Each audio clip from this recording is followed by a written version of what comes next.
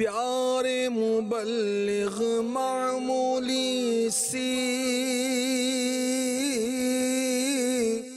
مشکل سے گھبراتا ہے، دیکھ حسین نے دین کی خاطر سارا گھر قربان کیا۔ الحمدللہ رب العالمین والصلاة والسلام علی سید المرسلین، اما بعد فاعوذ باللہ من الشیطان الرجیم، بسم اللہ الرحمن الرحیم۔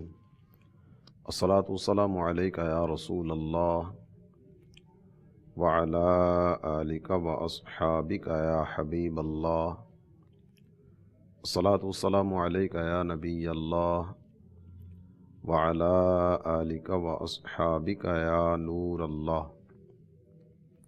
میرے پیارے اسلامی بھائی اور مدنی چینل کے ناظرین، مدنی چینل کے سلسلے مشکل راہوں کے مسافر میں ایک دفعہ پھر آپ کی خدمت میں حاضر ہیں۔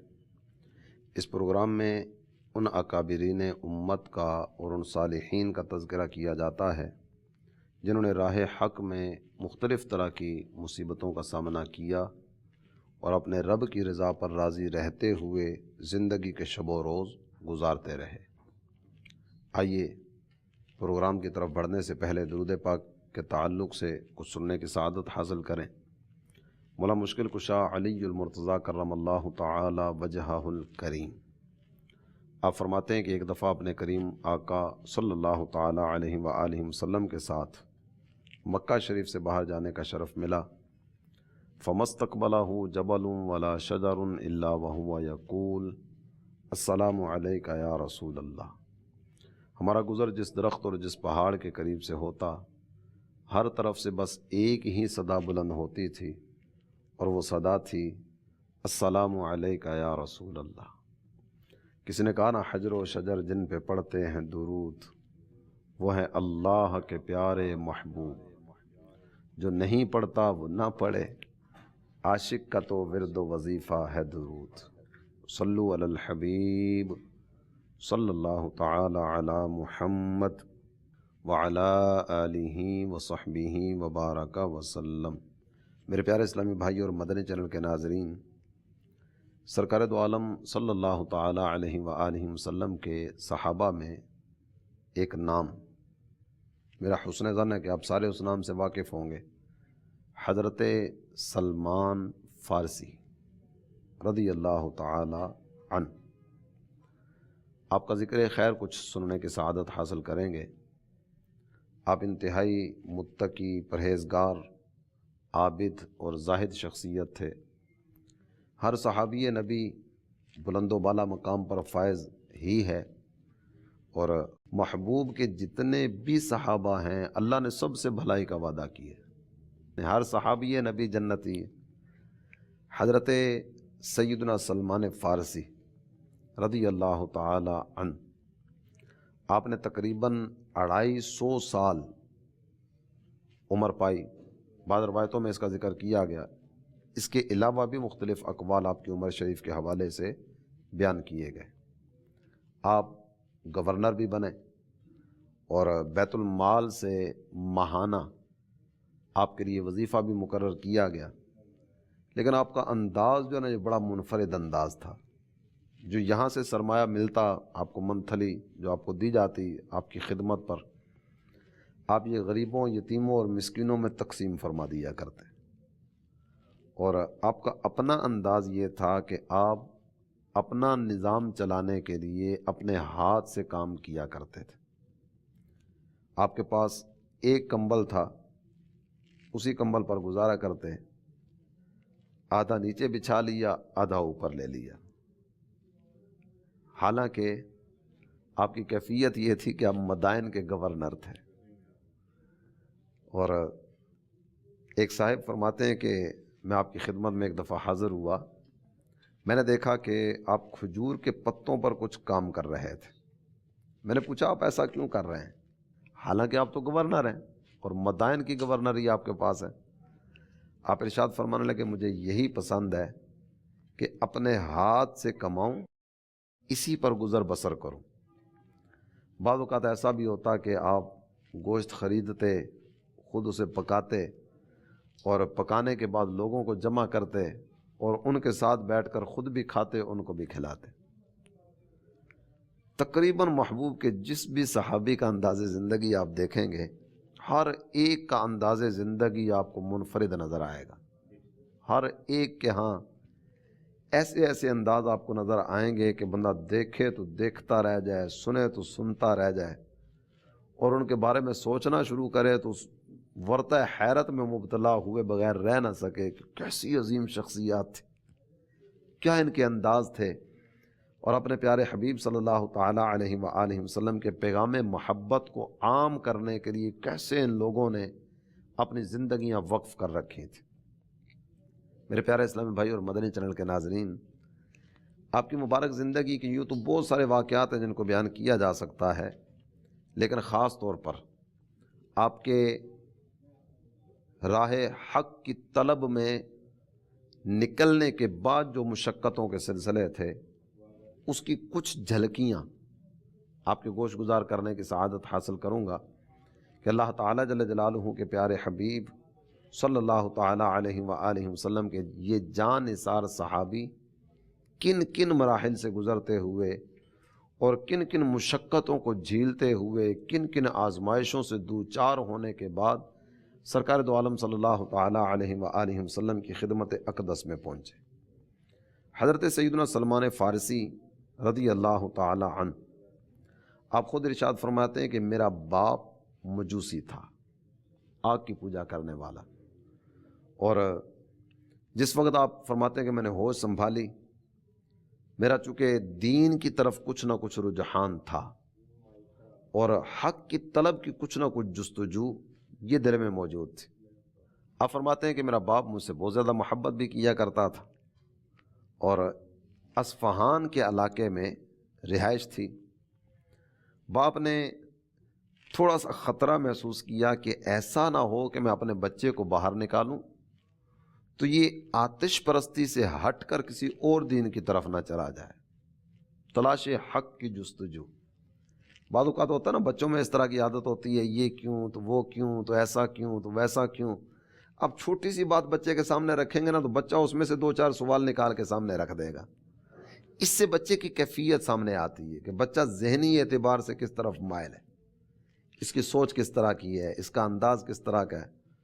تو باپ نے تھوڑا سا خطرہ محسوس کیا کہ کہیں ایسا نہ ہو کہ میں اپنے بچے کو گھر سے باہر نکالوں تو یہ آتش پرستی چھوڑ کر، آگ کی پوجا چھوڑ کر کسی اور دین کی طرف نہ چل پڑے۔ تو اس نے ایک انداز اختیار کیا کہ اپنے بیٹے کو آگ کے نام پر وقف کر دیا۔ اپنی اپنی سوچ، اپنا اپنا انداز، کیسی عجیب قوم ہے یہ بھی، اپنے ہاتھوں سے آگ جلا کے خود اسی کو اب سجدہ کرنا شروع کر دیتی، اپنے ہاتھوں سے آگ روشن کر کے پھر اسی کو کہہ رہی ہوتی ہے ہماری خالق، ہماری مالک، ہمارا سب کچھ یہ تو آگ ہی ہے۔ حالانکہ بالکل بدیہی سی بات ہے اور بالکل واضح سی بات ہے، آگ روشن ہو، جتنی بھی تیز آگ ہو نا، بارش برسنا شروع ہو جائے آگ بجھ جاتی ہے۔ یعنی جو پانی کے چند قطرات کا بوجھ نہ سہ سکی، کیا وہ بھی خدا ہو سکتی ہے؟ تھوڑی سی بارش برسی، آگ ختم۔ آندھی آ گئی، اور آندھی اس طرح کی آئی کہ جس میں گرد بھی ہے، غبار بھی ہے، اور ساتھ ہی کچھ نہ کچھ جناب اور چیزیں بھی ساتھ شامل ہیں، تو بعض اوقات اس سے بھی آگ بجھ جاتی۔ اور بعض اوقات ایسا بھی ہوتا ہے جہاں آگ لگی ہوتی ہے نا، ہوا آتی ہے تو اس جگہ سے اٹھا کر کہیں اور لے جاتی۔ جو ایک جگہ پر ٹک نہ سکے، جو ایک جگہ پر رہ نہ سکے، اور جس کو ہوا اڑا کر آگے پیچھے کر دے، کیا وہ بھی خدا ہو سکتی ہے؟ آپ اس کو لکڑیاں ڈالتے رہیں گے تو یہ روشن رہے گی، لکڑیاں ڈالنا چھوڑ دیں تو آگ بجھ گئی۔ کیا یہ ختم ہو جانے والی بھی خدا ہوتی ہے؟ اس کو روشن رکھنے کے لیے جہاں کہیں بھی آتش پرستوں نے اپنے وہ عبادت خانے بنائے تو باقاعدہ سے لوگ مقرر کیے جاتے تھے، دن رات کی ڈیوٹیاں ہوتی تھیں جو آگ کو روشن رکھنے کا سامان کرتے تھے۔ جی ہاں، باقاعدہ سے دن رات کی ڈیوٹیاں، اور ان کے کام ہی ہوتا تھا، جو پوجا کرنے کے لیے آتے تھے وہ اپنے ساتھ لکڑیاں لے آتے، یہ چڑھاوا چڑھ گیا، بعد میں انہی کو جناب جلانا شروع کر دیا، بندے باقاعدہ سے دن رات بیٹھے ہوئے ہیں، آگ جل رہی ہے، آگ روشن ہے، نظام چل رہا ہے، ان کا دال روٹی چل رہا ہے، ادھر جناب آگ کی پوجا پاٹ چل رہی ہے، سارے سلسلے چل رہے ہیں۔ تو باپ نے آگ کی پوجا کے لیے اور آگ کو روشن کرنے کے لیے اپنے بیٹے کو وقف کر دیا۔ آپ کہتے ہیں میں آگ جلاتا رہتا، بیٹھا رہتا اور آگ کو دیکھتا رہتا، اس کے علاوہ کام ہی نہیں تھا، کہ گھر سے باہر جانے کی تو اجازت ہی نہیں تھی۔ فرماتے میرا جو باپ تھا بہت بڑی جائیداد کا مالک تھا۔ ایک دن ایسا ہوا کہ باپ کسی عمارت کی تعمیر میں مشغول ہوا اور مجھے زمین کی دیکھ بھال کے لیے بھیج دیا گیا کہ جاؤ زمین کو دیکھ کر آؤ۔ بہت زیادہ تاکید کی اور تاکید مزید، تاکید شدید، دیکھو رستے میں آگے پیچھے نہیں ہونا، سیدھا ناک کی سیدھ میں جانا ہے اور جائیداد کو دیکھنا ہے، زمین کو دیکھنا ہے، جو کام بھیج رہا ہوں اسے دیکھنا ہے اور اس کو دیکھتے ہی واپس آ جانا ہے، آگے پیچھے کسی چیز کی طرف متوجہ نہیں ہونا۔ کہتے میں چلا گیا، جس طرح گزر رہا تھا نا تو اس رستے میں چلتے چلتے چلتے مجھے ایک کنیسہ یعنی عیسائیوں کا عبادت خانہ یہ نظر آیا۔ میں اندر چلا گیا، جستجو تھی طبیعت میں اور ایک تجسس والا مزاج تھا کہ دین کے بارے میں معلومات حاصل کروں، سچا دین کون سا ہے، ہدایت کہاں ہے۔ کہتا میں چلا گیا، جب عیسائیوں کے اس عبادت خانے میں پہنچا، اندر گیا، آواز سنی، لوگوں کو میں نے عبادت کے مختلف طریقوں میں مصروف دیکھا۔ جب میں ان کی عبادت کے انداز دیکھ رہا تھا نا تو مجھے ان کی عبادت کا انداز اچھا لگا۔ آپ ارشاد فرماتے ہیں میں شام واپس آیا، اگلے دن دوبارہ پھر زمینوں پر گیا اور میرا روز کا معمول یہی بن گیا کہ میں یہاں گھر سے نکلتا اور گھر سے نکلنے کے بعد سیدھا ان کے عبادت خانے میں چلا جاتا، ان کی عبادت کے انداز کو دیکھتا، خود بھی اس میں مصروف ہو جاتا، ان سے میں کچھ نہ کچھ سوال جواب کا سلسلہ بھی رکھتا۔ روزانہ شام کا وقت ہوتا، واپس آ جاتا۔ ایک دن والد نے مجھ سے اس حوالے سے پوچھا کہ کچھ سوال جواب کا سلسلہ شروع ہوا، میں نے والد کے سامنے ساری حقیقت بیان کر دی کہ میں تو وہاں نہیں جاتا، میں تو فلاں جگہ پہ جاتا ہوں۔ جب والد نے یہ سنا تو اس نے گھر سے باہر نکلنے پر پابندی لگا دی، گھر سے نکلنے کی اجازت نہیں ہے، آئندہ تم گھر سے باہر نہیں جاؤ گے۔ اور صرف پابندی نہیں، پاؤں میں بیڑیاں ڈال دی گئی، گھر سے باہر نہیں نکلنے دینا، پاؤں میں بیڑیاں ڈال دی گئی۔ آپ فرماتے ہیں کہ بس وہ ایک تجسس تھا اور ایک مزاج میں چیز تھی اور بس ذہن اس چیز پر بن چکا تھا کہ یہ بھی کوئی عبادت کا انداز ہے، یہ بھی خدا ہو سکتا ہے کہ جناب دن رات بیٹھ کے آگ ہی جلاتے رہو۔ تو طبیعت کا میلان اس طرف ہو چکا تھا۔ میں نے پیغام بھیجا اور پوچھا کہ مجھے یہ بتاؤ کہ تمہارے دین کے بڑے لوگ جو ہیں جن سے کچھ مزید سیکھا جا سکتا ہے وہ کہاں ملیں گے؟ کنیسہ میں، عیسائیوں کے عبادت خانے میں یہ پیغام بھجوایا۔ انہوں نے جواب دیا کہ اگر تم اس طرف آنا چاہتے ہو اور اس دین کے بارے میں مزید جاننا چاہتے ہو تمہیں ملک شام جانا ہوگا، ملک شام میں تمہیں اس دین والے لوگ مل جائیں گے اور اکابرین ملیں گے، بڑے بڑے علماء ملیں گے، تم ان سے جا کر پوچھ سکتے ہو، سیکھ سکتے ہو، سمجھ سکتے ہو۔ کہتے میں نے دوبارہ پیغام بھجوایا کہ اگر وہاں سے کوئی قافلہ آیا تو مجھے بتائیے گا۔ اس دور میں تجارتی قافلے ایک ملک سے دوسرے ملک، ایک شہر سے دوسرے شہر سفر کیا کرتے تھے اور اکیلے سفر کرنے کا عام طور پر رجحان نہیں ہوتا تھا، کہ اکیلے رستہ پرخطر ہوا کرتا تھا، رستے میں مختلف طرح کی آزمائشوں کا سامنا کرنا پڑ سکتا تھا۔ جب یہ پیغام دیا گیا کچھ وقت کے بعد قافلہ آیا، اطلاع کر دی گئی، قافلہ آ چکا۔ فرمانے لگے جب قافلہ واپس گیا نا تب مجھے بتانا۔ قافلے کی واپسی کی تاریخ آئی، اس کے بارے میں بھی بتا دیا گیا۔ آپ ارشاد فرماتے ہیں جیسے تیسے ہوا، میں اپنے گھر سے باہر نکلا، بیڑیاں توڑیں اور بیڑیاں توڑ کے میں اس قافلے میں شامل ہو گیا۔ میرے پیارے اسلامی بھائی اور مدنی چینل کے ناظرین، صرف دل میں ایک تمنا ہے راہ حق پہ چلنے کی، صرف ایک جستجو ہے حق کی طلب کی، اور صرف یہ خواہش ہے کہ میں کہیں بے راہ روی میں اپنی زندگی بسر نہ کر دوں، کہیں گمراہی کے گھٹا ٹوپ اندھیروں میں میرے دن رات بسر نہ ہو جائیں۔ میں زندگی جینے کے لیے آیا نا تو رب کی مرضی کے مطابق زندگی بسر کر کے جاؤں، کہیں ایسا نہ ہو کہ دن رات بھی گزر جائیں، زندگی بھی گزر جائے، جو مقصد زندگی تھا وہ حاصل کیے بغیر ہی دنیا سے چلا جاؤں۔ آپ تصور کریں، آگ کی پوجا کرنے والے گھرانے سے نکلے اور یہاں سے چل کر وہاں عیسائیوں کے عبادت خانے میں پہنچے، دل میں جستجو وہی ہے، دل میں ارمان وہی ہے کہ مجھے حق کی طلب میں آگے نکلنا ہے۔ اور حق کی طلب میں اتنی بڑی جائیداد جو والد کی جائیداد ہے، والد کی جائیداد کا وارث کون ہوتا ہے؟ بیٹا ہی تو ہوتا ہے۔ یہ جائیداد کی طرف نظر رکھنے کے بجائے، زمین جائیداد اور مکانات کی طرف نظر رکھنے کے بجائے رب کی رحمت کے متلاشی، رب کی رحمت کے متمنی، مجھے تو اپنے رب کو راضی کرنا ہے۔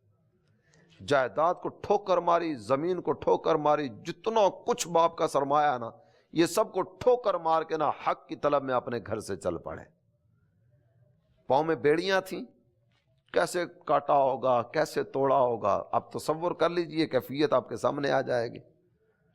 اور شہر بھی ایسا کہ جس شہر میں اتنے سارے آتش پرست موجود ہوں، اور ایک ایسے باپ کا بیٹا جو ایک امیر گھرانے سے تعلق رکھنے والا اور نازوں میں پلنے والا، لیکن وہ کس طرح ہدایت کی طلب میں اپنے گھر سے چل پڑا۔ فرماتے ہیں دل میں جو طلب تھی حق کی، اسی طلب کے پیش نظر میں وہ جو قافلہ بتایا گیا اس قافلے میں شامل ہو گیا، اور چلتے چلتے ملک شام پہنچ گیا۔ وہاں جا کر میں نے شام والوں سے پوچھا، یہ بتاؤ کہ تمہارے ہاں سب سے بڑا عالم وہ کون ہے، تمہارا مذہبی پیشوا؟ انہوں نے اسقف، یعنی بڑا جو پادری ہے نا، عیسائیوں کا بڑا عالم، اس کا پتہ دیا، اس کے پاس چلے جاؤ۔ آپ ارشاد فرماتے میں اس کے پاس پہنچ گیا۔ میں نے اس کو جا کر درخواست دی کہ مجھے تمہارا دین بہت پسند ہے، اور میں یہ چاہتا ہوں کہ اس وقت دنیا میں میری معلومات کے مطابق عیسائیت میں سب سے بڑے تم ہو، تم مجھے اپنی خدمت کے لیے رکھ لو، میں تمہارے یہاں ڈیرا لگانا چاہتا ہوں، تمہاری خدمت کیا کروں گا، اور میں تمہارے پاس رہ کر اس دین کو سیکھنا چاہتا ہوں، علم حاصل کرنا چاہتا ہوں، میں تم سے اس دین کی مبادیات، اس دین کے ابتدائی مسائل اور اس دین کے بارے میں دیگر جو بھی معلومات میرا ہیں وہ حاصل کرنا چاہتا ہوں۔ اجازت دے دی گئی۔ آپ ارشاد فرماتے ہیں کہ میں نے اس کے ساتھ رہنا شروع کیا، مجھے اس نے اپنے عبادت خانے میں داخل کر لیا، لیکن جب میں اس کے ساتھ قریب ہوا نا اور اس کے اندر رہ کر اس کو دیکھنا شروع کیا، عبادت خانے میں رہ کر اس کے معاملات کو پرکھنا شروع کیا، تو میرے سامنے ایک عجیب سی کیفیت آئی۔ عیسائی اس کو اپنا بڑا سمجھتے تھے، اور عیسائی یہ سمجھتے تھے کہ یہ ہمارا بہت بڑا عالم ہے، بہت بڑا پادری ہے، لیکن اندر کھاتے کہانی گول تھی، معاملہ کچھ عجیب و غریب تھا۔ وہ معاملہ یہ تھا کہ اسقف انتہائی برا آدمی تھا، یہ لوگوں سے صدقے کا مال لیتا، خیرات وصول کرتا، اور صدقہ و خیرات لے کر اس کو خود اپنے گھر میں جمع کیا کرتا تھا۔ نیک مصارف پر خرچ کرنے کے بجائے، غریبوں کو دینے کے بجائے، مسکینوں اور حاجت مندوں کو دینے کے بجائے، جن کے نام پر صدقہ لیا ان تک پہنچانے کے بجائے یہ اپنے گھر میں لے کر جایا کرتا تھا۔ کہتے چونکہ میں اس کے کلوز ہو چکا تھا تو اس کے گھر بھی کچھ نہ کچھ آنے جانے کا سلسلہ ہوا۔ میرے سامنے جو معلومات آئیں وہ یہ کہ اس نے 7 مٹکے سونے کے یہ بھر کر اپنے گھر میں رکھے ہوئے تھے۔ لوگ صدقہ دیتے، خیرات دیتے کہ یہ عالم ہے، یہ غریبوں مسکینوں پر خرچ کرے گا، یہ اپنے گھر میں لے جاتا۔ کہتے جس وقت میرا اس کے ساتھ کچھ اٹھنے بیٹھنے کا سلسلہ ہوا، میں اپنا جو مقصد تھا اس کو حاصل کرنے کی طرف بھی متوجہ رہا، کچھ وقت کے بعد نا اس کا انتقال ہو گیا۔ عیسائی اس کی تدفین کے لیے آئے، میں نے ان کے سامنے وہ ساری کہانی رکھی کہ یہ تو اس طرح کا آدمی تھا، تم اسے اتنا بڑا اپنا عالم سمجھتے تھے اور اس کو تم نے پتہ نہیں کون کون سا مرتبہ دیا ہوا تھا۔ وہ اس کے بارے میں میری ساری گفتگو سن کر میری باتوں کو تسلیم کرنے کے لیے تیار ہی نہیں ہوئے، کہیں گے ایسا ہو ہی نہیں سکتا، ایسا عظیم عالم، اتنا بڑا بندہ، اتنا بڑا پادری کیسے ہو سکتا ہے کہ یہ اس طرح کا دنیا دار آدمی ہو؟ ہمارے سامنے اس کے جو معاملات ہیں، یہ تو دن میں روزہ رکھنے والا تھا، اور جب بھی اس کے پاس بیٹھو یہ واعظ و نصیحت کی باتیں کیا کرتا تھا، نیکی کی باتیں کیا کرتا تھا، غریبوں کی خبر گیری کی باتیں کیا کرتا تھا۔ آپ ارشاد فرماتے ہیں کہ میں نے ان کے سامنے ساری کہانی رکھی کہ دیکھو اگر تمہیں میری باتوں پر اطمینان نہیں ہو رہا، میرے ساتھ اس کے گھر میں چلو، اندر جا کر ساری کہانی دیکھ لینا۔ یہ لوگ جمع ہوئے، میرے ساتھ چلے، ہم اندر گئے۔ میں نے اندر جا کر وہ ایک مٹکا، دوسرا مٹکا، تیسرا مٹکا، وہ 7 کے 7 مٹکے ان کے سامنے رکھے کہ یہ ہے تمہارا وہ صدقہ اور خیرات اور جو تم پیسے اسے دیا کرتے تھے۔ یہ رقم ساری کی ساری غریبوں کے نام پر جمع ہوئی، یہ اپنے گھر میں لے جاتا رہا اور سونا خرید کر مٹکوں میں ڈال کر اپنے گھر میں جمع کرتا رہا۔ جب عیسائیوں نے یہ ساری کہانی دیکھی تو انہوں نے کہا کہ ایسا آدمی جو صدقہ اور خیرات میں کرپشن کرنے والا اور خیانت کرنے والا ہے، ہم تو ایسے کی تدفین نہیں کریں گے، ہم تو اس کی آخری رسومات کا کوئی سلسلہ اس طرح سے نہیں کریں گے، اس کو اٹھاؤ ایسے جنگل میں پھینک دو۔ اسے اٹھایا گیا اور ایسے جا کر پھینک دیا گیا، پتھریلی جگہ پر ایسے بے گور و کفن اس کی لاش پھینک دی گئی۔ میرے پیارے اسلامی بھائی اور مدنی چینل کے ناظرین، یہ حضرت سلمان فارسی کا سفر ہے جو راہ حق کی طرف بڑھتے ہوئے آپ نے شروع فرمایا۔ آتش پرستی سے چلے، عیسائیوں کے عبادت خانے میں پہنچے، وہاں سے ملک شام آئے، ملک شام کے پادری کے ساتھ علیہ سلیک کا سلسلہ شروع ہوا، اس کے ساتھ اٹھنا بیٹھنا دیکھ کر اس کے قریب ہوئے، علم سیکھنے کے لیے، عمل جاننے کے لیے اور زہد و تقوی اور پارسائی کی راہ کو اپنانے کے لیے اس کے قریب ہوئے، اور یہ ساری کی ساری کہانی آپ نے دیکھی۔ جب اس کی لاش کو پھینک دیا گیا تو لوگوں نے مل جل کر اس کا جانشین مقرر کیا۔ اس کا جانشین وہ آپ ارشاد فرماتے ہیں کہ بڑا نیک آدمی تھا، اور اسے بظاہر جو ایک چیز نظر آئی نا وہ یہ کہ کسی چیز کی مال و دولت وغیرہ کے حوالے سے طمع نہیں تھی۔ اس وجہ سے آپ فرماتے ہیں کہ میرے دل میں اس کی عقیدت، محبت، وقاحت یہ آ گئی، اور میں اس کی خدمت میں مصروف ہو گیا، حتیٰ کہ اس کا بھی آخری وقت آ گیا۔ پہلا پادری فوت ہوا، اب دوسرے پادری کے انتقال کا وقت قریب آیا۔ کہتے ہیں کہ اس نے مجھے بلایا اور بلا کر کہنے لگا کہ دیکھو میرا آخری وقت آ چکا ہے۔ جب اس نے یہ گفتگو اس انداز میں شروع کی تو میں نے اسے کہا کہ مجھے تم سے حد درجہ محبت ہے، تم دنیا سے جا رہے ہو تو جاتے جاتے مجھے یہ تو بتاتے چلے جاؤ کہ میں اب کس راہ کی طرف بڑھوں۔ میں تو حق کی طلب اور حق کی تلاش میں چلا تھا، میرے لیے تم کون سی جگہ مقرر کرتے ہو کہ مجھے کہاں جانا چاہیے جہاں جا کر میں عیسائیت کا علم حاصل کروں اور اللہ تعالی جل جلالہ کے قرب کی راہ کی طرف بڑھوں۔ سرکار دو عالم صلی اللہ تعالی علیہ وآلہ وسلم نے ابھی اعلان نبوت نہیں فرمایا۔ اللہ کے پیارے حبیب صلی اللہ تعالی علیہ وآلہ وسلم کے اعلان نبوت سے پہلے کی یہ بات ہے، حضرت سلمان فارسی کی جو آپ کے سامنے رکھ رہا ہوں۔ حضرت سلمان فارسی رضی اللہ عنہ آپ کی عمر شریف تقریباً 250 سال تھی، 250 سال، اور یہ وہ شخصیت ہیں جو حضرت عیسیٰ علیہ السلام کے امتی بھی تھے اور بعد میں سرکار دو عالم صلی اللہ تعالی علیہ وآلہ وسلم کی امت میں بھی شامل ہوئے، خالص عیسائی مذہب پر بھی رہے اور سرکار دو عالم صلی اللہ تعالی علیہ وآلہ وسلم کی امت میں بھی شامل ہوئے، مرتبہ صحابیت کو پایا۔ آپ نے اس سے پوچھا مجھے کس کے سپرد کرو گے؟ اس نے جواب دیتے ہوئے کہا اللہ کی قسم صرف ایک شخص میری معلومات میں ہے جو کہ موصل کا رہنے والا ہے، وہ تمہارے معیار پر پورا اترے گا، تم یہاں سے موصل چلے جاؤ۔ آپ فرماتے ہیں اس کے بعد اس کا انتقال ہوا، اس کی تدفین وغیرہ کا سلسلہ شروع کیا گیا۔ جب ان تمام تر معاملات سے فارغ ہوئے تو میں نے موصل کی راہ کو اختیار کیا، اصفہان سے چلے شام پہنچے، شام سے اب اگلا سفر شروع ہوا موصل کی طرف کا، وہاں سے چلتے چلتے چلتے چلتے آپ فرماتے میں وہاں پہنچا، وہاں پہنچ کر اس آدمی کی تلاش شروع کی جس آدمی کے بارے میں مجھے بتایا گیا تھا، یہاں تک کہ میں نے اسے پا لیا۔ میں نے اس کے سامنے جا کر سارے کا سارا ماجرا بیان کیا، کہاں سے چلا، کن کن مراحل کو طے کرتا کرتا آج تم تک پہنچا۔ یہ ساری کہانی اس کے سامنے رکھ کر میں نے اس سے پوچھا یہ بتاؤ کہ کیا تم مجھے اپنی خدمت میں قبول کرو گے تاکہ میں دین سیکھ سکوں اور تم سے دین کی مبادیات اور دین کے ضروری معاملات اور مسائل وغیرہ جان سکوں؟ اجازت دی گئی، آپ نے اس کے ساتھ رہنا شروع کیا۔ آپ ارشاد فرماتے ہیں کہ اس کی صحبت نے مجھے بہت فائدہ دیا، بہت نیک طبیعت آدمی، بہت اچھا آدمی اور اللہ تعالی جل جلالہ کا ڈر دل میں رکھنے والا تھا، لیکن انجام کار اس کا بھی آخری وقت آیا، وہ بھی انتقال کر گیا۔ ان کی عمر 250 سال ہے نا، تو کئی جگہوں سے ہوتے ہوتے ہوتے ہوتے یہ اپنی منزلوں پر منزلیں طے کرتے ہوئے جہاں پہنچنا تھا نا اس راہ کی طرف بڑھتے چلے آ رہے ہیں۔ آپ ارشاد فرماتے ہیں میں نے اس سے کہا کہ میرے بارے میں کچھ نصیحت کرو۔ اس نے مجھے کہا کہ تم ایسے کرو نصیبین میں چلے جاؤ، وہاں ایک نیک آدمی ہے، اس وقت میری معلومات کے مطابق روئے زمین پر عیسائیوں کا سب سے بڑا عالم تمہیں وہاں ملے گا، تقوی والا، پرہیزگاری والا، خوف خدا والا، تم یہاں سے چلو اس طرف پہنچ جاؤ۔ کہتے میں وہاں پہنچا اور وہاں پہنچ کر اس کی خدمت میں حاضری دی اور وہاں رہنا شروع کر دیا۔ اس کا انتقال کا وقت قریب آنے پر اس نے مجھے کہا کہ تم یہاں سے اموریہ چلے جاؤ جو کہ ملک روم میں ہے۔ فرماتے میں وہاں سے آگے بڑھا اور سفر کرتے کراتے اموریہ پہنچا۔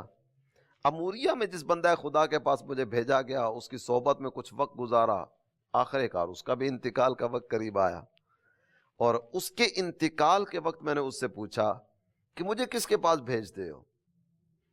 اس نے یہ کہا کہ ملک شام میں ایک بندہ خدا ہے جو مستجاب الدعوات ہے، جو دعا کرتا ہے نا اس کی دعا قبول ہو جاتی، لیکن اس کا انداز یہ ہے کہ وہ 1 سال ایک جگہ پر رہتا ہے، اگلے سال وہ کسی اور جگہ کا انتخاب کرتا ہے، وہاں سے نکل کے آگے چلا جاتا ہے، سال بھر ایک جنگل میں رہتا ہے، اس سے اگلے سال دوسرے جنگل میں رہتا ہے، جنگلوں میں رب کی عبادت کی طرف متوجہ رہتا ہے، اس کے پاس چلے جاؤ۔ اور جس وقت وہ سال پورا ہونے پر جگہ تبدیل کرتا ہے نا، لوگ اس کی طرف رجوع کرتے ہیں، حاجت مند اس کے پاس آتے ہیں، اس کے آگے پیچھے مجمع لگتا ہے، لوگ اس سے دعائیں کرواتے ہیں، تم بھی جاؤ اور اپنا مدعا اس کے سامنے جا کر رکھو۔ آپ فرماتے ہیں کہ میں وہاں سے آگے چلا، ملک شام میں دوبارہ پہنچا۔ جب ملک شام میں پہنچتا ہوں تو کیا دیکھتا ہوں کہ وہاں لوگوں کا جمکٹھا لگا ہوا ہے، ہجوم لوگوں کا جمع ہے، اور وہ مرد صالح وہاں سے نکلتا چلا جا رہا ہے، لوگ اس کے آگے پیچھے گھوم پھر رہے ہیں، کوئی دعائیں کروا رہے ہیں، کوئی خاطر خدمت کا سلسلہ کر آ رہے ہیں، لوگوں نے اسے گھیرا ہوا ہے، اور میں بھی بھیڑ کی وجہ سے اس کے قریب ہونے کی کوشش میں لگا رہا، لیکن اس کا قرب اس انداز میں مجھے نہ مل سکا۔ جب یہ لوگ سارے اپنا اپنا وہ مدعا پورا ہونے کے بعد وہاں سے نکل گئے تو اب میں آگے بڑھا اور اس کا کندھا پکڑ لیا۔ اس نے مجھ سے پوچھا کون ہو تم؟ میں نے اپنا سارے کا سارا ماجرا اس کے سامنے رکھا، وہ آگ کی پوجا سے لے کر اب تک کہاں کہاں کن کن جگہوں سے ہوتا آج میں تم تک پہنچا ہوں۔ اس نے کہا کہ ٹھیک ہے، تم مجھ تک پہنچ گئے، لیکن کیا دعا کرانا چاہتے ہو اور تمہارا مدعا کیا ہے؟ آپ ارشاد فرمانے لگے مجھے کسی چیز کی طلب نہیں ہے، میں صرف اور صرف نہ دین حنیف کا متلاشی ہوں۔ اللہ کے نبی حضرت ابراہیم علیہ السلام جس دین پر تھے، ملت حنیف، دین حنیف، میں اس کی طلب دل میں لیے جگہ جگہ جگہ جگہ گھومتا آج تم تک پہنچا ہوں۔ مجھے بتاؤ مجھے کیا کرنا چاہیے؟ جب اس نے یہ سوال سنا بڑا حیران ہوا اور کہنے لگا کہ میرے پاس تو اتنے لوگ دعائیں کرانے کے لیے آتے ہیں، کبھی کسی نے ہدایت کی دعا یا اس طرح کی دعا مجھ سے نہیں کروائی، لوگ تو اپنے دنیاوی مقاصد کے حصول کے لیے دعائیں کراتے ہیں، تم دین حنیف کی طلب میں نکلے ہو اور یہ اتنے سارے مراحل طے کرتے کرتے مجھ تک پہنچے۔ آپ نے فرمایا ہاں، میری ایک ہی طلب ہے، مجھے دنیا میں اور کوئی چیز نہیں چاہیے، میں تو راہ حق کا متلاشی ہوں، راہ ہدایت پر گامزن رہنا چاہتا ہوں، دین حنیف کی طلب لیے دنیا میں گھومتا پھر رہا ہوں۔ جب اس نے یہ بات سنی کہنے لگا سنو، وقت آ پہنچا ہے نبی آخر الزماں کی دنیا میں جلوہ گری کا۔ اللہ کے پیارے حبیب صلی اللہ تعالی علیہ وسلم جو سب نبیوں کے خاتم ہیں، ان کے بعد کوئی نبی دنیا میں نہیں آئے گا، وہ نبی آخر الزماں کی آمد کا زمانہ آ چکا ہے، اور وہ نبی مکہ مکرمہ میں پیدا ہوں گے، وہاں سے ہجرت کر کے مدینہ طیبہ آئیں گے۔ سرکار دو عالم صلی اللہ تعالی علیہ وسلم کی ہجرت گاہ کی وہ نشانیاں جو کتب سماویہ میں آئیں، وہ نشانیاں بیان کرنا شروع کی۔ یہ وہ جگہ ہے جہاں وہ نبی جلوہ فرما ہوں گے، تم ایسا کرو کسی اور طرف جانے کے بجائے نا یہاں سے سیدھے چلے جاؤ ان کی بارگاہ میں اور وہاں جا کر ان کی خدمت میں حاضر ہو جاؤ، ان کے دین کو قبول کر کے ان کے کلمہ پڑھنے والوں میں شامل ہو جاؤ، مرتبہ صحابیت کو پاؤ۔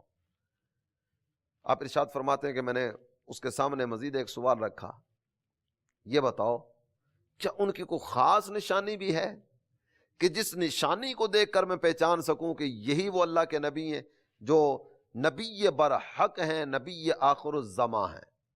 کوئی نشانی بھی ہے کوئی ایسا پیمانہ، کوئی ایسا میزان جن پر پرکھا جا سکے؟ کہنے لگا ہاں بالکل واضح واضح نشانی ہے، ان نشانیوں میں سے 3 نشانیاں میں تمہارے سامنے رکھتا ہوں، 3 نشانیاں۔ اس کے بعد وہ نشانیاں بیان کرنا شروع کی۔ پہلی نشانی یہ ہے وہ صدقہ نہیں کھاتے۔ وہ عیسائی پادری کا آپ نے تھوڑی دیر پہلے سنا، غریبوں کے نام پر آنے والا پیسہ یہ لے کر نا اپنے گھر میں سونے کے مٹکے بھرتا چلا جا رہا ہے، اور یہ بندہ خدا ہے، یہ بھی عیسائیوں کا پادری، لیکن یہ مذہب عیسائیت پر سرکار دو عالم صلی اللہ تعالی علیہ وسلم کی اعلان نبوت سے پہلے مذہب عیسائیت پر قائم تھا، گامزن تھا، زہد و تقوی والا تھا، پرہیزگار تھا، نیک تھا۔ ہمارے نبی کی نشانیاں کیا بتا رہا ہے؟ وہ صدقہ نہیں کھاتے۔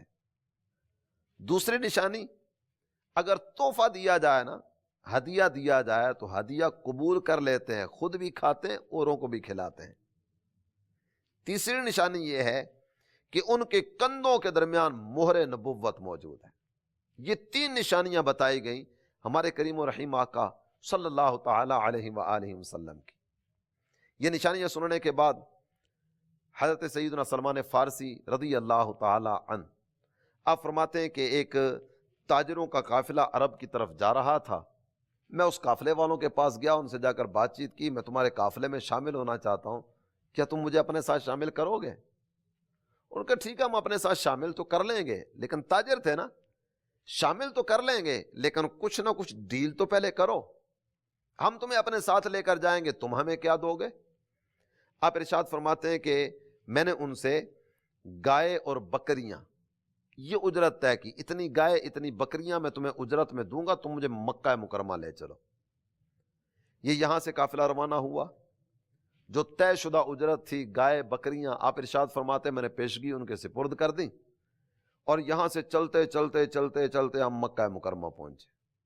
جب مکہ مکرمہ پہنچے، ان لوگوں کی نیت بدل گئی، ان قافلے والوں نے مجھے مارنا شروع کیا، زد و کوب کرنے لگے، یہاں تک کہ مجھے غلام ظاہر کر کے نا، یہ ہمارا غلام ہے، ہم وہاں سے اس کو اپنے ساتھ لے کر آئے تھے تاکہ مکہ میں لا کر اس کو بیچ دیں گے، غلام ظاہر کر کے یہودی کے ہاتھ فروخت کر دیا۔ میرے پیارے اسلامی بھائی اور مدنی چینل کے ناظرین، راہ حق کی طلب میں سیدنا سلمان فارسی کن کن مشکلات سے دوچار ہوتے ہوئے آگے بڑھتے چلے آ رہے ہیں۔ نازوں کا پلا ہوا شہزادہ، ایک امیر باپ کا بیٹا، اتنی بڑی جائیداد کا وارث، لیکن سب کچھ چھوڑ کرنا ہدایت کی طلب میں آگے سے آگے بڑھتے چلے آ رہے ہیں، نکلتے چلے آ رہے ہیں، اور صرف ایک ہی تمنا ہے، دین حنیف مل جائے۔ مکہ مکرمہ پہنچے اور مکہ مکرمہ بھی اجرت دے کر گائے اور بکریاں دے کر آئے۔ جب یہ یہاں پہنچتے ہیں تو یہودی کے ہاتھ فروخت کر دیا گیا۔ فرماتے میں اس یہودی کے پاس رہنے لگا، جب میں نے وہاں مکہ مکرمہ کی نشانیاں دیکھی تو میرے دل میں خیال آیا کہ یہ تو وہی شہر ہے جس کے بارے میں بتایا گیا تھا کہ یہ شہر ان کی ولادت گاہ ہے۔ فرماتے ہیں ایک دن میں اس یہودی کے پاس بیٹھا ہوا تھا، میرے مالک کا چچا زاد بھائی جو قبیلہ بنو قریظہ سے تعلق رکھتا تھا وہ آیا، اس نے مجھے دیکھا، میرے مالک کو کہنے لگا یہ غلام بیچو گے؟ وہ کہتا تم میرے چچا زاد بھائی ہو، بھائیوں میں آپس میں کیا لین دین ہوتا ہے، تم خریدنا چاہتے ہو تم لے لو۔ اس نے مجھے خریدا اور خرید کر مدینہ طیبہ لے آیا۔ میں وہاں پہنچا، وہاں کے در و دیوار دیکھے، کھجوروں کے باغات دیکھے، وہاں مختلف جو چیزیں اس شامی بزرگ نے بیان کی تھیں وہ ساری نشانیاں دیکھیں، میرے دل کو قرار آیا کہ جس جگہ میں پہنچنا چاہتا تھا نا، میں اس جگہ پہ پہنچ گیا۔ بہرحال اپنے مالک کے کھجوروں کے باغ میں کام کا سلسلہ شروع ہوا اور دن رات اسی کام میں مگن رہتا، کھجوریں اتارنا، کھجوروں کو پانی دینا، کھاد ڈالنا، مختلف طرح کے کام میرا تھے۔ ایک دن میں ایک کھجور پر پھل اتارنے کے لیے چڑھا ہوا تھا کہ اس کا کوئی جاننے والا اس کے پاس آیا، مالک کا جاننے والا اس کے پاس آیا، اور میں اوپر اپنا کام کر رہا تھا، یہ نیچے گفتگو کا سلسلہ شروع کرتے ہیں۔ یہ آنے والا کہتا ہے تم نے کچھ سنا؟ وہ کہتا ہے کس چیز کے بارے میں بات کر رہے ہو؟ وہ کہتا ہے وادی قباء میں مکہ سے کوئی آدمی آیا ہے، اوس اور خزرج والے یہ دونوں قبیلے اس کے ارد گرد جمع ہو گئے، اور اس آنے والے کی طرف سے یہ ہے کہ میں اللہ کا نبی بن کے آیا ہوں، اور ان میں سے بہت بڑی تعداد وہ ہے جنہوں نے اس کو اپنا نبی تسلیم کر لیا ہے۔ اوس اور خزرج کے بارے میں یہ باتیں کرنے لگا۔ آپ فرماتے ہیں کہ جوں ہی میرے کان میں یہ آواز پڑی نا، مکہ مکرمہ سے آئے، ان کا کہنا یہ ہے کہ میں اللہ کا نبی ہوں، اور مدینہ طیبہ پہنچ چکے، وادی قباء میں آ گئے۔ آپ فرماتے ہیں میری خوشی کی کوئی انتہا نہ رہی، اور خوشی کی وجہ سے نا میرے جسم میں کپ کپی طاری ہوئی، اور کیفیت یہ تھی مجھے یوں لگا کہ میں ابھی کھجور سے نیچے گر پڑوں گا۔ بہرحال بڑی تیزی کے ساتھ میں نیچے اترا، اور اپنے مالک کی اور جو قریب صاحب بیٹھے ہوئے تھے جو بات چیت کرنے کے لیے آئے تھے، میں نے ان سے پوچھا ابھی کیا بات کر رہے تھے، کون سا موضوع چل رہا تھا؟ میرے مالک نے جب میری اس انداز میں دلچسپی دیکھی نا، اسے غصہ آ گیا، اس نے زور سے ایک تھپڑ مجھے مارا، اور تھپڑ مارنے کے بعد کہتا ہے اپنے کام سے کام رکھو، تمہیں ان باتوں سے کیا لینا دینا۔ میں اپنے کام میں مصروف ہو گیا، اور گفتگو تو ساری میں نے سن لی تھی، کیفیت ساری میرے سامنے آ گئی تھی۔ ایک دن میں نے اپنے مالک سے چھٹی لی، اور چھٹی لینے کے بعد میں اللہ کے پیارے حبیب صلی اللہ تعالی علیہ وآلہ وسلم کے دیدار کی تمنا دل میں لیے آپ کی بارگاہ کی طرف بڑھنے لگا۔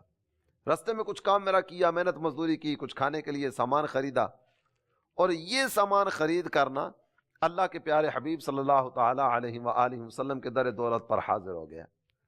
جب میں خدمت اقدس میں حاضر ہوا، رسول اللہ صلی اللہ تعالی علیہ وآلہ وسلم تشریف فرما تھے، محبوب کے صحابہ بھی حاضر خدمت تھے۔ میں نے وہ کھانے والا سامان سرکار کی بارگاہ میں پیش کیا، اور نبی محترم شفیع امم تاجدار عرب و عجم صلی اللہ تعالی علیہ وآلہ وسلم کی بارگاہ معظم میں عرض کی، اے اللہ کے پیارے نبی، یہ رستے میں کچھ کھانے کے لیے سامان خریدا تھا، مجھے پتا چلا آپ نیک آدمی ہیں، اچھے آدمی ہیں، آپ کے ساتھ کچھ لوگ بھی ہیں جو مکہ مکرمہ سے آئے ہیں، یہ صدقے کا مال ہے، میں آپ کی خدمت میں پیش کرنا چاہتا ہوں۔ سرکار نے وصول کیا، اور وصول کرنے کے بعد جو قریب لوگ بیٹھے ہوئے تھے نا، ان میں تقسیم کر دیا، اور خود ایک لقمہ بھی تناول نہ فرمایا۔ کہتے میرے دل میں وہی باتیں بار بار آ رہی تھیں، صدقہ خود نہیں کھائیں گے، دوسروں کو کھلائیں گے۔ صدقہ دیا، سرکار نے خود کچھ بھی تناول نہیں فرمایا، یہ سارا دوسروں کو دے دیا، اور کہا یہ تم کھاؤ۔ ایک نشانی پوری ہو گئی، میں واپس آ گیا، اور واپس آنے کے بعد کیفیت یہ تھی کہ جسم تو واپس آ گیا، لیکن دل اسی بارگاہ میں تھا۔ میں بس اس انتظار میں تھا دوبارہ کوئی ایسا موقع بنے نا، مالک سے چھٹی لوں، اور چھٹی لے کر نہ دوبارہ پھر ان کی بارگاہ میں حاضر ہو جاؤں۔ کچھ دن گزرے، اور کچھ دن کے بعد میں نے دوبارہ ایک دن کی چھٹی کا تقاضا کیا، چھٹی لی، اور رستے میں محنت مزدوری کر کے کام کاج کر کے کچھ رقم لی، اس سے کھانا خریدا، کھانا خرید کرنا دوبارہ پھر ان کی بارگاہ میں حاضر ہو گیا، اور خدمت اقدس میں جا کر عرض کی، اے اللہ کے پیارے نبی، یہ کچھ کھانے کا سامان لے کر آیا ہوں، یہ آپ کے لیے ہدیہ ہے، آپ کے لیے تحفہ ہے۔ اب وہی ساری چیزیں ذہن میں تھیں، وہی سارے معاملات، صدقہ خود نہیں کھائیں گے، دوسروں کو کھلائیں گے، اور جب تحفہ دیا جائے گا نا، تحفہ قبول فرما لیں گے، اور تحفے میں اگر ہدیے میں کھانے وغیرہ کا سلسلہ ہوا، خود بھی کھائیں گے، دوسروں کو بھی کھلائیں گے۔ جب وہ ہدیہ پیش کیا، اللہ کے پیارے محبوب صلی اللہ تعالی علیہ وسلم نے اپنے صحابہ کو بلا کر ارشاد فرمایا، سلمان کی طرف سے تحفہ آیا ہے، آؤ مل کر کھاتے ہیں۔ خود بھی تناول فرمایا، دیگر حضرات کو بھی دیا۔ فرماتے ہیں 2 نشانیاں میں نے دیکھ لی، اب تیسری نشانی مہر نبوت کا دیدار تھا۔ نبی محترم صلی اللہ تعالی علیہ وآلہ وسلم کے جسم انور پر چادر تھی، یہ چادر کچھ نیچے کی طرف سر کی، میری نظر محبوب کے مہر نبوت والے حصے پر پڑی، میں بے تابانہ آگے بڑھا، اور سرکار کی مہر نبوت کے بوسے لینے لگا۔ میں چومتا جا رہا ہوں، اور میری آنکھوں سے آنسو جاری ہیں۔ نبی محترم شفیع امم صلی اللہ تعالی علیہ وآلہ وسلم نے میرا یہ محبت برا انداز دیکھا، مجھے سامنے بلایا۔ جب میں سامنے حاضر ہوا تو سرکار علی وقار مکہ مدینہ کے تاجدار صلی اللہ تعالی علیہ وآلہ وسلم نے مجھے ارشاد فرمایا، یہ تمہارا جو انداز تھا کچھ اس کے بارے میں ہمیں بھی تو بتاؤ یہ کیا تھا۔ سلمان فارسی کہتے ہیں میں نے سارے کا سارا ماجرا خدمت اقدس میں عرض کیا اور ساتھ ہی ساتھ یہ گزارش پیش کی، اللہ کے پیارے محبوب، اللہ تعالیٰ جل جلالہ آپ کے درجے بلند فرمائے، آپ کی خدمت میں حاضری کی سعادت مل گئی، جو نشانیاں مجھے بتائی گئی تھی وہ ساری کی ساری نشانیاں پوری ہیں، حضور مجھے اپنی غلامی میں لے لیجیے۔ کلمہ پڑھا، سرکار دو عالم صلی اللہ تعالی علیہ وسلم کی صحابیت کے درجے پر فائز ہوئے۔ میرے پیارے اسلامی بھائی اور مدنی چینل کے ناظرین، یہاں تک کہ وہ سارے معاملات نگاہوں میں لائیے، کہاں سے چلے، کس کیفیت میں چلے۔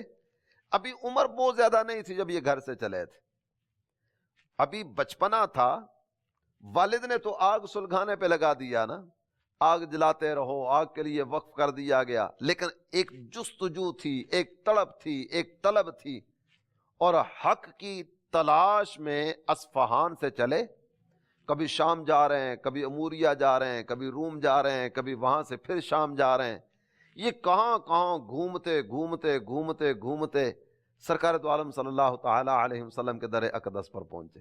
اور یہاں پہنچنے کا بھی جو انداز ہے، گھر سے تو صرف حق کی طلب لے کر چلے نا، اور یہ مختلف جگہوں سے ہوتے ہوتے ہوتے مکہ مکرمہ پہنچے، آزاد تھے، مکہ مکرمہ میں پہنچے تو غلام بن چکے تھے، جہاں ایک دفعہ بکے وہاں سے دوبارہ پھر بنی قریظہ کے آدمی کے پاس بکتے ہوئے آئے، اور یہ 2-3 جگہوں پر بکنے کے بعد اپنا آپ محبوب کی بارگاہ میں بیچ دیا۔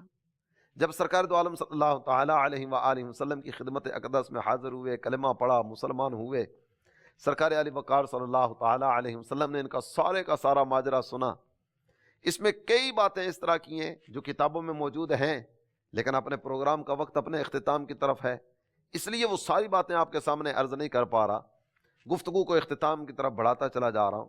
سرکار دو عالم صلی اللہ تعالی علیہ وآلہ وسلم نے اپنے صحابہ سے ارشاد فرمایا، میرے صحابہ، یہ سلمان آزاد تھا، یہاں ہماری طلب میں پہنچا اور غلام بن گیا، چلو اس کو آزاد کرانے کی سبیل کی جائے۔ نبی محترم صلی اللہ تعالی علیہ وسلم نے فرمایا، سلمان اپنے مالک سے جا کر بات کرو اور اسے کہو کہ لین دین کر کے مجھے آزاد کر دے۔ آپ گئے، جا کر مالک سے گفتگو کی اور اسے یہ کہا کہ جو لینا چاہتے ہو لو، مجھے آزاد کر دو۔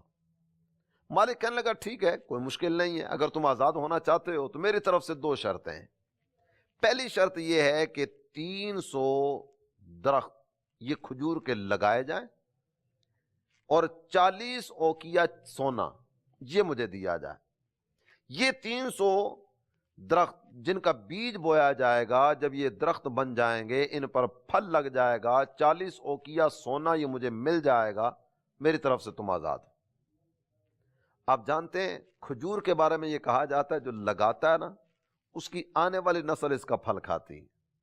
کھجور بہت دیر سے پھل دیتی ہے اور کھجور کا پودا بڑھتے بڑھتے بڑھتے بہت وقت لگاتا ہے، اس کے بعد پھل لگتا ہے۔ غلام نے اتنی کٹھن شرط رکھی، حضرت سلمان فارسی نبی محترم صلی اللہ تعالی علیہ وآلہ وسلم کی خدمت اقدس میں حاضر ہوتے ہیں، اے اللہ کے پیارے نبی، میں نے اپنے مالک سے بات تو کی، اس نے یہ 2 شرطیں رکھی ہیں۔ نبی محترم صلی اللہ تعالی علیہ وآلہ وسلم نے ارشاد فرمایا، چلو ہم تمہارے ساتھ چلتے ہیں۔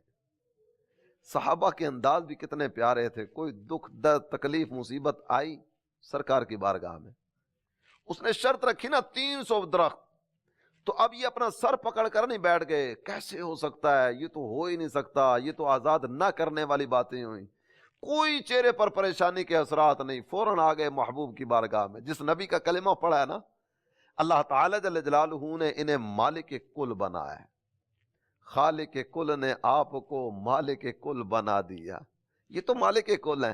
اللہ تعالی جل جلالہ نے اختیارات دیے ہیں، میں نبی کی بارگاہ میں چلا جاؤں گا نا، میرے نبی صلی اللہ تعالی علیہ وآلہ وسلم آپ اختیارات والے ہیں، آپ مالک و مختار نبی ہیں، آپ بے بس نہیں ہیں۔ محبوب کی بارگاہ میں جا کر عرض کرتے ہیں، سرکار کی بارگاہ میں آئے، سرکار علی وقار صلی اللہ تعالی علیہ وآلہ وسلم اپنے غلاموں کے جھرمٹ میں تشریف فرما ہوئے، اس یہودی کو آ کر کہا جاتا ہے بتاؤ کس جگہ پہ کھجوروں کا باغ لگانا چاہتے ہو؟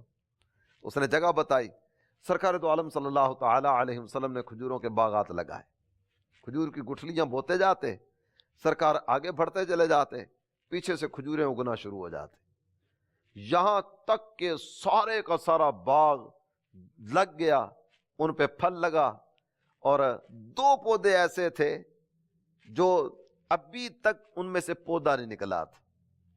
سرکار دو عالم صلی اللہ تعالی علیہ وسلم نے پوچھا، یہ بقیہ ساری کھجوریں تو تیار ہو گئیں، یہ 2 کھجوریں کیوں نہیں نکلی؟ یہ کسی اور نے گٹھلی تو نہیں دبائی؟ خدمت اقدس میں حضرت سلمان عرض کرتے ہیں، یا رسول اللہ، ایک گٹھلی میں نے دبائی تھی، ایک گٹھلی عمر فاروق اعظم انہوں نے دبائی۔ سرکار دو عالم صلی اللہ تعالی علیہ وسلم نے اپنے دستے مبارک کی برکتیں انہیں بھی عطا فرمائیں۔ یہ کھجوروں کی 2 گٹھلیاں، یہ بھی درخت بنی، تناور درخت، پھل لگ گیا۔ اب اس کے بعد اگلی چیز وہ تھی 40 اوقیہ سونا۔ نبی محترم صلی اللہ تعالی علیہ وسلم اپنے صحابہ سے فرماتے، میرے صحابہ، سلمان کی مدد کرو، سونا لاؤ تک اس کو آزاد کروایا جائے۔ کچھ تھوڑا سا سونا رکھا گیا، وہ وزن میں بہت تھوڑا لگ رہا تھا۔ حضرت سلمان خدمت اقدس میں عرض کرتے ہیں، یا رسول اللہ صلی اللہ تعالی علیہ وسلم، یہ سونا یہ تو بہت تھوڑا ہے۔ اللہ کے پیارے محبوب صلی اللہ تعالی علیہ وسلم نے سونے کو اٹھایا، اپنے زبان مبارک کی برکتوں سے مالا مال فرمایا، اور جب اس کا وزن کیا گیا نا تو 40 اوقیہ پورا ہو جانے کے بعد 40 اوقیہ سونا پھر مزید بچا ہوا تھا۔ باغ بھی لگ گیا، سونا بھی دے دیا گیا، اور یوں حضرت سلمان کو آزاد کروا لیا گیا۔